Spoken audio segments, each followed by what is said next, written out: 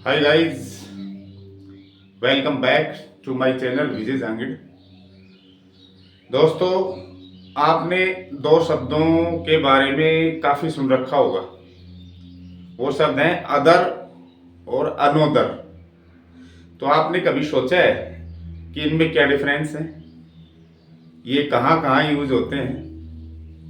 तो इस वीडियो में आज हम इन्हीं दो शब्दों के बारे में चर्चा करेंगे। तो चलिए देखते हैं वो कौन कौन से दो शब्द हैं और उनका यूज कैसे कब कहाँ होता है। दोस्तों, एनोदर वर्सेस अदर। एन और अदर दो शब्दों से मिलकर बना है। एनोदर और अदर दोनों का अर्थ होता है दूसरा।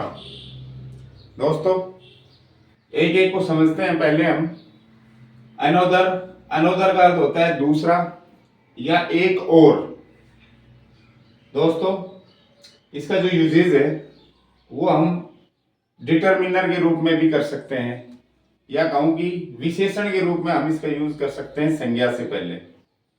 और दोस्तों, इसका यूज अकेला भी हो सकता है बिना संज्ञा के। उस समय इसकी जो स्थिति रहेगी वो प्रोनाउन की रहेगी। संज्ञा से पहले अगर ये लगाते हैं तो ये एडजेक्टिव का काम करता है, और अकेले ये आ रहा है तो ये प्रोनाउन का काम करता है। दोस्तों, इसका यूज एक वचन और गणनीय संज्ञा से पहले होता है हमेशा और हमेशा। जो संज्ञा एक वचन हो जिसे गिना जा सके, जैसे अगणनीय संज्ञा है वाटर, मिल्क, सलाह, एडवाइस, इंफॉर्मेशन, इनसे पहले अनोदर का यूज नहीं होता है। सिर्फ एक वचन और काउंटेबल जो गणनीय संज्ञा है उसी से पहले हम अनोदर का यूज कर सकते हैं। चलिए उदाहरण देखते हैं दोस्तों। I need another pen.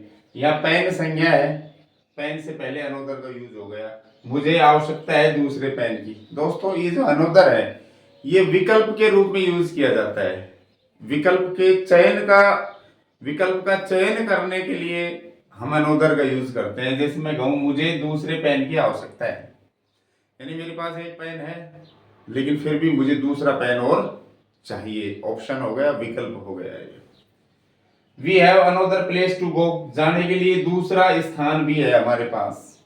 ये भी एक, भाई कह दिया आप जयपुर नहीं जा सकते घूमने के लिए, तो मैं कह रहा हूं कि हमारे पास जाने के लिए, घूमने के लिए दूसरा स्थान भी है, यानी जयपुर के अलावा। जयपुर का जो विकल्प है वो खत्म, दूसरा विकल्प और है हमारे पास।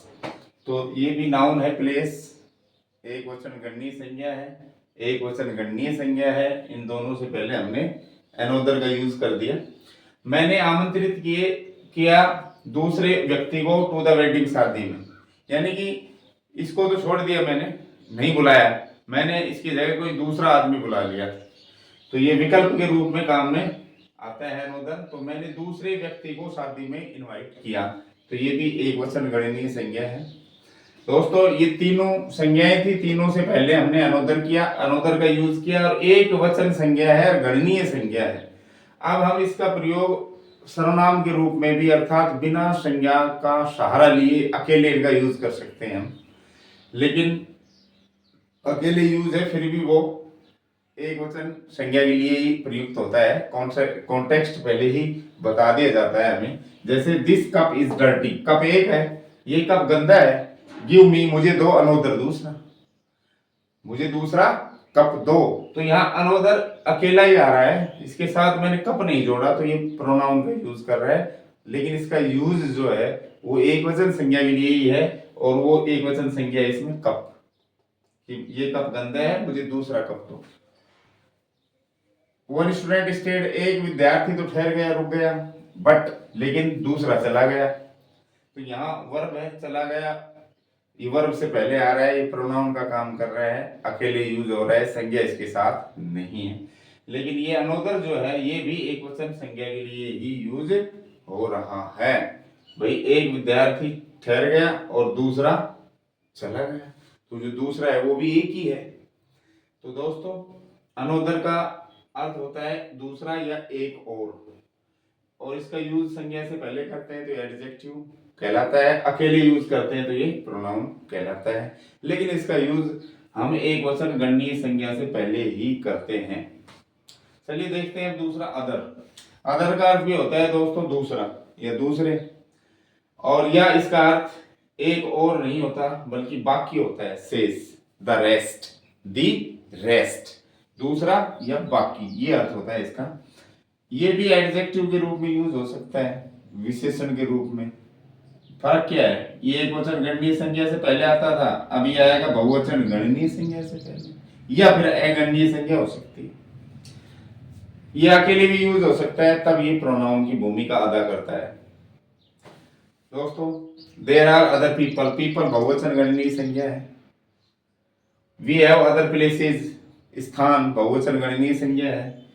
अदर पर्सन्स बहुवचन गणनीय संज्ञा है। तो संज्ञा से पहले जो कि बहुवचन और गणनीय हो, हम अदर का यूज करते हैं।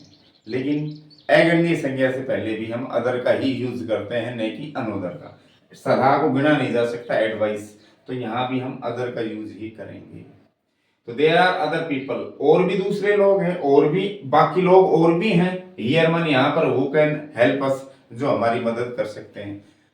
भाई ये लोग हमारी मदद नहीं कर रहे तो कोई बात नहीं, यहाँ और भी दूसरे यानी बाकी लोग और भी हैं। यहाँ 100 लोग हैं, जिनमें से 10-20 हमारी मदद नहीं कर रहे, लेकिन बाकी और भी लोग हैं जो हमारी मदद कर सकते हैं। तो बाकी के अर्थ में, दूसरे के अर्थ में इसका हम यूज करते हैं। तो तीनों सेंटेंस आपने देखे, बहुवचन गणनीय संज्ञा है, और ये अगणनीय संज्ञा से पहले यूज होता है। दोस्तों, जब दो व्यक्ति या वस्तुओं में दूसरे व्यक्ति या वस्तु को रेफर करना हो, मान लो हमारे पास 2 व्यक्ति हैं या 2 वस्तुएं हैं, और हमें जो दूसरी वस्तु है या दूसरा व्यक्ति है उसको रेफर करना है, उसके बारे में हमें बताना है, कुछ उसका उल्लेख करना है हमें दूसरे वाले का, तब दी अदर, अदर नहीं, दी अदर के बाद एक वचन काउंटेबल का यूज हो सकता है। मैंने इसमें बताया कि अदर का प्रयोग बहुवचन गणनीय संज्ञा से पहले होता है, लेकिन दी लगा देंगे हम, दी अदर, तो दी अदर के बाद फिर बहुवचन गणनीय के बजाय सिंगुलर काउंटेबल एक वचन गणनीय संज्ञा आती है, या फिर अनकाउंटेबल तो आ ही सकती है। ठीक है, तो इसके कुछ उदाहरण देखो। जब हमारे पास 2 व्यक्ति या वस्तु और दूसरी व्यक्ति या वस्तु के बारे में हमें रेफर करना हो, कुछ कहना हो, बताना हो, उसका उल्लेख करना हो, तब दी अदर का यूज होगा, और उसके बाद सिंगुलर नाउन आ सकती है, या अनकाउंटेबल है तो वो भी आ सकती है। जैसे आई हैव 2 कार्स, मेरे पास 2 कार हैं। ओके, 1 इज रेड, एक लाल है। बच गई क्या, बाकी, दूसरी बच गई ना। तो बाकी एंड द अदर, और बाकी या दूसरी बची हुई, द अदर कार, दूसरी कार इज व्हाइट, दूसरी कार व्हाइट है।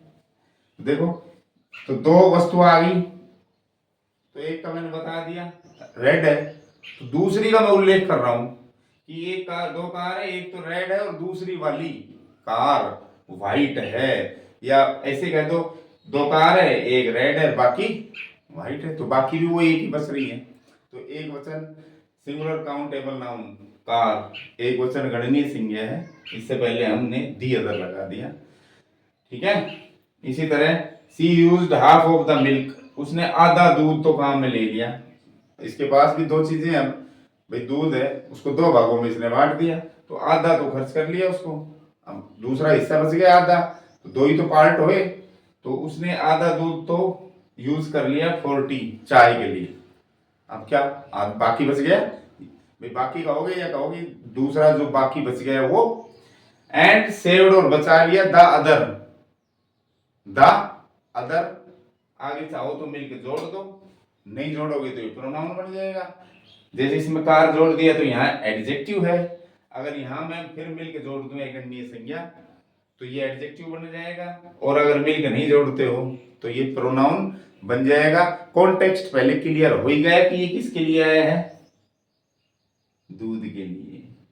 ओके, तो उसने आधा दूध तो चाय के लिए काम में ले लिया, और एंड सेव्ड द अदर, और बाकी जो था उसको सेव कर लिया, बचा लिया, किसके लिए, फॉर कॉफी, कॉफी के लिए। तो दोस्तों, दी अदर का प्रयोग भी हम प्रोनाउन के रूप में भी यूज कर सकते हैं। ठीक है, लेकिन इससे पहले कॉन्टेक्स्ट क्लियर हो जाता है कि दी अदर किसके लिए आया है, और एडजेक्टिव के रूप में भी हम कर सकते हैं। बहुवचन गणनीय संज्ञा से पहले भी कर सकते हैं, एक वचन गणनीय संज्ञा से पहले तब करते हैं जब दो वस्तुएं, दो व्यक्ति में से दूसरे का उल्लेख हमें करना हो, तब हम दी अदर के साथ एक वचन गणनीय या एक गणनीय संज्ञा का प्रयोग करते हैं। तो दोस्तों ये थे अपने डिटरमिनर्स, अनोदर और अदर। ये डिटरमिनर का परिसीमक का काम भी करते हैं। परिसीमक का मतलब ये हुआ कि संज्ञा से पहले लगकर उसकी क्या करते हैं, उसकी जो संख्या है वो परिसीमित करते हैं, निश्चित करते हैं, या उसका जो क्रम है वो निश्चित करते हैं। और प्रोनाउन के रूप में भी ये यूज हो सकते हैं जब इनका प्रयोग हम अकेले करें। दोस्तों दोनों के दोनों शब्द बहुत महत्वपूर्ण हैं। हम इन शब्दों के बारे में अक्सर सुनते हैं लेकिन हमें पता नहीं रहता है कि अदर यूज होना चाहिए या अनोदर। प्रतियोगी परीक्षाओं में इस तरह के प्रश्न दे दिए जाए और विकल्प में आंसर में दे दिए जाए अनोदर अदर, तो अब आपको शायद कोई दिक्कत नहीं आएगी, आराम से आप इनको फिल कर सकते हो खाली जगह में। आशा करता हूँ ये जानकारी आपको अच्छी लगी होगी। वीडियो पसंद आया तो लाइक शेयर करें, चैनल को सब्सक्राइब करना न भूलें। Thank you for watching this video.